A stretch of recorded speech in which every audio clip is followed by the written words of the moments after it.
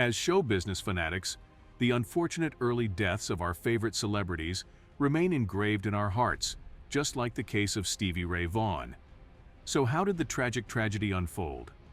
In this video, we're going to take a stroll to the past and uncover every detail surrounding Stevie Ray Vaughan's fateful accident and shed light on his terrifying last few minutes. Watch the video till the end to know the truth about the nightmare Stevie had, just a night before the tragic event unfolded. Make sure to subscribe to our channel and hit the tiny bell. Let's hop right in. The fateful date was August 27, 1990, at around 12:05 a.m. The world wasn't prepared to lose one of its most eminent guitarists who ignited the blues revival of the 80s yet. Little did the rock enthusiasts have any idea that the much-anticipated Alpine Valley Music Festival would be SRV's final performance. The star-studded music festival featured some of the big sharks of influential music, like Eric Clapton, Buddy Guy, Robert Cray, and the Vaughan brothers, Jimmy and Stevie. Unfortunately, right after performing with Double Trouble at the Alpine Valley Music Theater, Stevie Ray and 4 others were tragically killed in an unfortunate helicopter crash. As per reports, they were headed to Midway International Airport in Chicago with the help of a Bell 206B helicopter. Well, this was the only way to enter or exit from the venue. As it turns out, Stevie, along with pilot Jeff Brown, bodyguard Nigel Brown, agent Bobby Brooks, and tour manager Colin Smythe could not even exit the venue.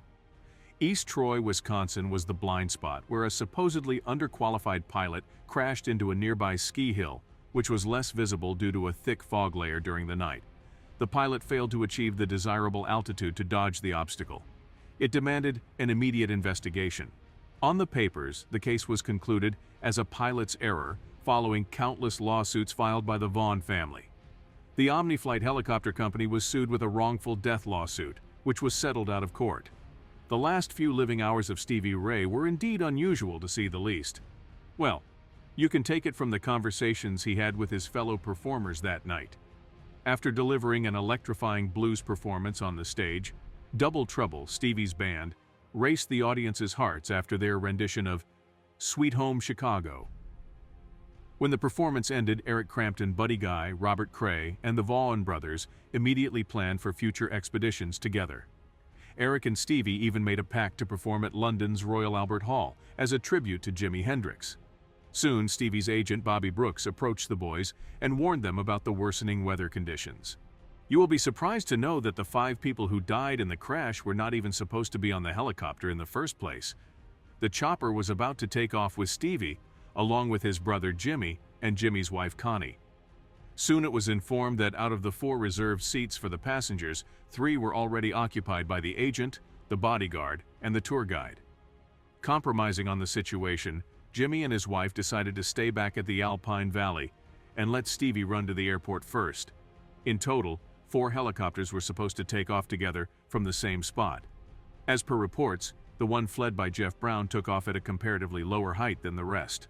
On further investigations, it turned out that Jeff Brown was the only pilot who did not have a helicopter flying license under instrumental meteorological conditions. Moreover, right before the flight, he supposedly failed the IFR clearance exam and instrument rating exam. Nonetheless, the company let him fly. Was it an intentional take? You tell us. The helicopter crashed at around 1 a.m. and was detected by rescue operations the following morning at 6 a.m. The helicopter was found smashed into the man-made ski hill, 100 feet above the ground and 50 meters below the summit. Here's the surprising part. After the post-mortem reports were revealed, the media was shocked to know that SRV was alive for a sufficient time after the helicopter crashed. It wasn't a spot death. Stevie rather bled to death. Does this mean he could have been rescued? Probably yes, could be no, as a significant portion of the blood was already lost. Just a night before, Stevie had this reoccurring dream, or would rather say, nightmare. The late musician dreamt about his own funeral and saw his close ones attending it in tears. He had expressed this to his band members before their performance. Isn't it shocking? Even after his death, Stevie's music continued to achieve commercial success and sold over 15 million albums in the US alone. Well, this top 20 guitar players of all time, ranked musician is also part of the Rock and Roll Hall of Fame, along with his Double Trouble bandmates. A lot of his fans think his death came with a warning. Should he have been more careful following his nightmare? Yes, but could it just be a coincidence? Also yes. The public even thinks the pilot was purposely sent. Not just that, the uninformed seat reservations coming as a last-minute plan also raised a lot of eyebrows.